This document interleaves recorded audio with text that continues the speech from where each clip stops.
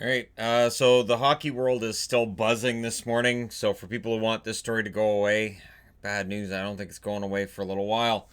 But let's start off with news about the Tampa Bay Lightning because while we're all talking about this one news item, there's other hockey stuff happening with the other 30 teams in the NHL. Now that Chernak's out for Tampa, and we don't know how long he's going to be out, you're down Chernak, you're down Ruda, you're down McDonough. That means Tampa Bay may very well need to do something tomorrow to shore up their blue line on trade deadline day. Yes, trade deadline day is tomorrow. There will be a live stream here. I am not starting as early as TSN and Sportsnet because, in all honesty, there it just gets too long. I did a four plus hour live stream at the trade deadline 2 years ago, and I was so exhausted at the end of it, and it just didn't work. And then last year, it was much shorter. It was 2 hours, and it worked much better. So any trades that happen tomorrow morning before the live stream, I will do videos on those.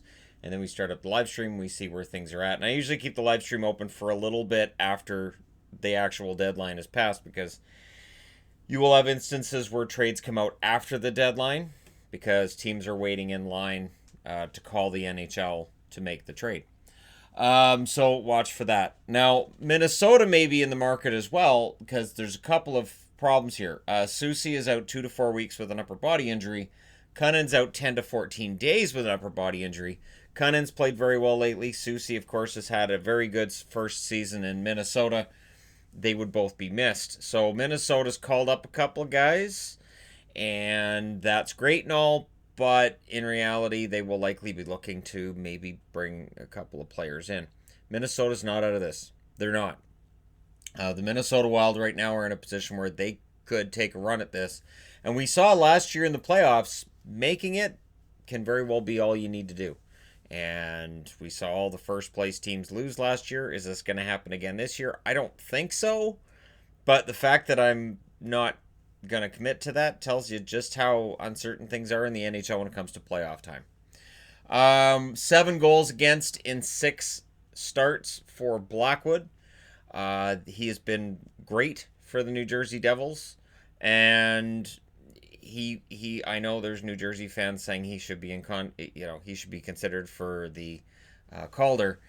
He may be considered. He may end up getting into the top 3 if this continues. But I get the feeling now that it might be Quinn Hughes, and I don't like saying it just because people know I'm a Vancouver fan. So well, of course, Vancouver fan.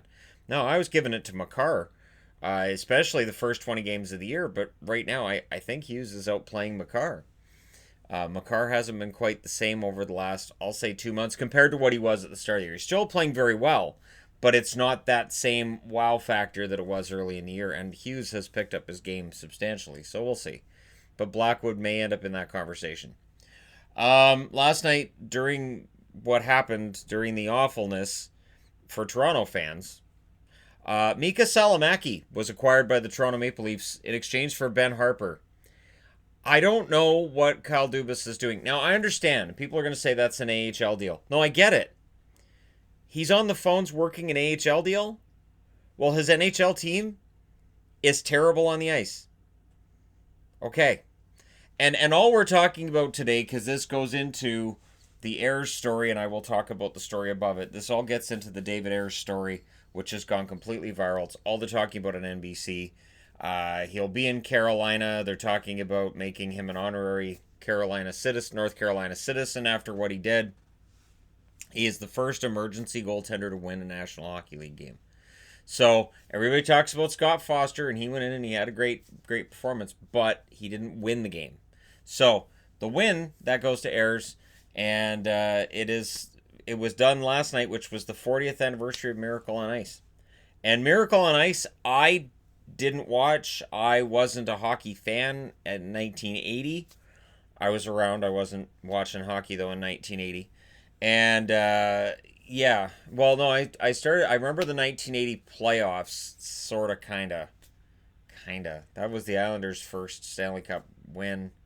I kind of remember, just very brief, very little, not a whole lot. So I was not exactly what I am now when it comes to hockey. But it is interesting that his story, which is kind of a Miracle on Ice type story, underdog story, right? 40 years to the day after that.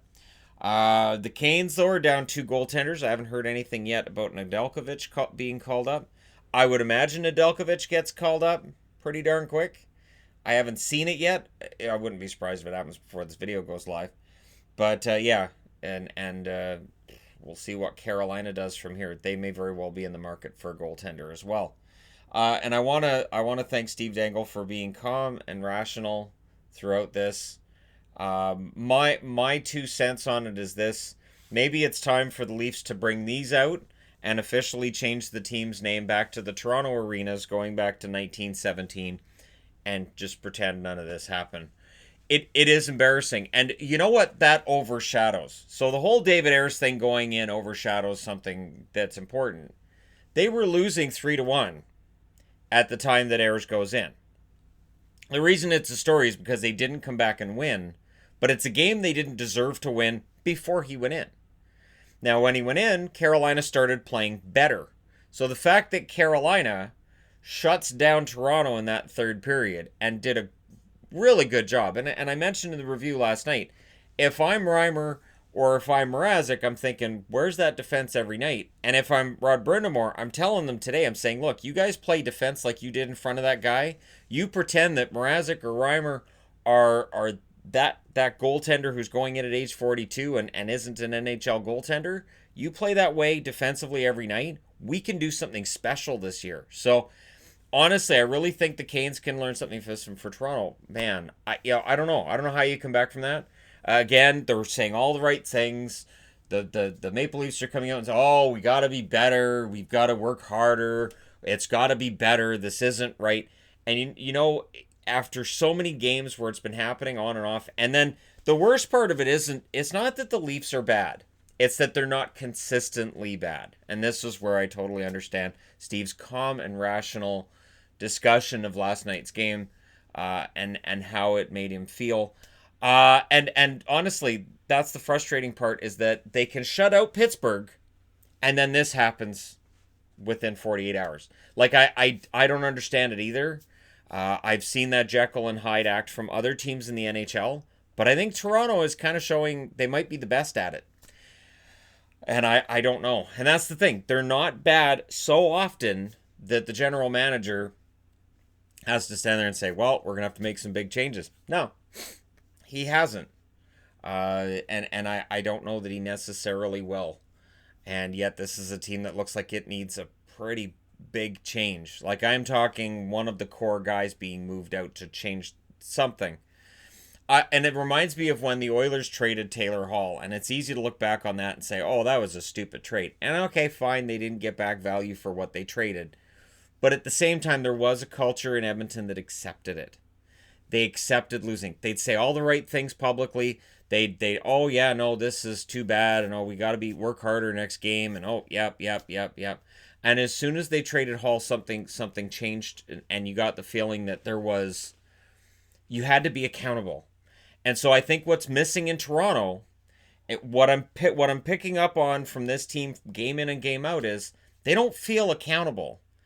It's like, okay, we got our big paychecks, so we didn't get it. Oh well, we'll get it next game. And it's a problem that happened last year in the playoffs to Tampa, where you got that feeling right off the bat, the first game against Columbus. Oh, we'll figure it out next game. It's not a big deal. We'll be fine. And then the sense of urgency kicked in game 4 when they're losing, when they're going out. So on the Toronto front, it feels like, and again, this is where it gets kind of tricky, because Toronto they still have the talent to go on a run, but it feels like they have that same, we'll figure it out. Don't worry, I know we'll figure. Oh, we gotta work harder. It'll be fine. And the only way to fix this would be the Leafs missing the playoffs. The problem is, Florida's not very good.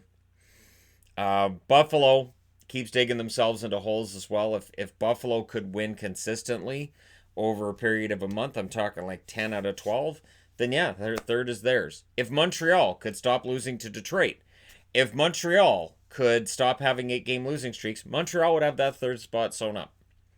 But that is where we're at with the Atlantic Division, a race where it doesn't look like anybody wants third, and it may end up going to Toronto anyways, and I don't know how I feel about that. because honestly, I don't know, because we're going to see a team in the Metro miss the playoffs that could very well be a much better team than whoever finishes third in that division. So Toronto's got to change their identity, going back to the arenas or make a change in that locker room. I do think that if this team misses the playoffs, it might be the only way that Kyle Dubas actually decides to change course. And I said this last year and the year before. The biggest mistake I've seen with Kyle Dubas is saying we can and we will when it comes to keeping everybody together. Because it's not just money wise. It's not just, well, we can and we will financially. It's, oh, no matter what happens, these guys are all staying together. Because again, you can end up with a complacent lineup who have an attitude of, we lost, but it's not like we're going to get traded. It's not like we have any danger of losing our jobs. Look at Lou Lamoriello in New Jersey and what he was able to do, where you weren't really sure who was going to stick around and who was going to go. And that included the coach. And there was a lot of uncertainty in New Jersey at times, and it worked to their advantage. They won some Stanley Cups that way. You don't want chaos, but you also don't want complacency. And the smart GMs are the ones who seem to be able to find that balance. Pittsburgh's an example right now where they do make deals, they do move guys around. You do see regular changing of the guard in terms of who the players are around Crosby, Malkin, and whoever else, like Letang, for instance. Those would be your core guys, right? I guess Hornquist on some level. There are some core guys, but everybody else relatively likely to change. Even Rust at some point, I could see Pittsburgh trading, and this is kind of how Pittsburgh works. Toronto, it just feels like, well, we're going to keep everybody together, and then we're going to, like, look at the waiver wire today. So, yeah, I came back to the waiver wire. Timashov is on waivers. So today, I guess it's Dmytro Timashov. Well, Timashov, that doesn't fix the problem. Agazino's on waivers from Pittsburgh. He's got some good effort, and it's there. And the Kings have put Tim Schaller on waivers. I'm surprised Schaller's on waivers this quickly. Schaller hasn't had a great year, but I'm surprised he's on waivers this quickly. And I'm pretty sure I saw one of Schaller's goals live. So, all the best of luck to him. We'll see if he clears tomorrow. And, yeah, I get why Leaf fans are upset, and I understand. The thing is, don't get distracted by the David Ayres story to the point where you forget they weren't playing well before he went in. It's just the fact they didn't play better after he went in. In fact, the Canes played better and Toronto didn't. And that's where there's a problem. And Kyle Dubas has to address this problem. Let me know your thoughts in the comment section below as always. Don't forget to hit like and subscribe if you're browsing your way through. You just happened upon this video. Stay strong, Steve. You've got about 20 games left. Stay strong. And I say that as somebody who I've gone through this with the Canucks. I don't mean any joking manner of this either. It can be exhausting. There have been seasons with Vancouver where they were close and then maddeningly just missed the playoffs. And it can be more frustrating to watch that than a team that has like 50 points and doesn't get anywhere near the playoffs. So there you go. Thank you guys so much for all your support. Don't forget, in about an hour's time, I will be reviewing the Pittsburgh-Washington game, which I don't know Washington realizes had more than 5 minutes to it. But we'll discuss that in the review, and we'll see if they wake up in the third. Thank you guys so much for all your support.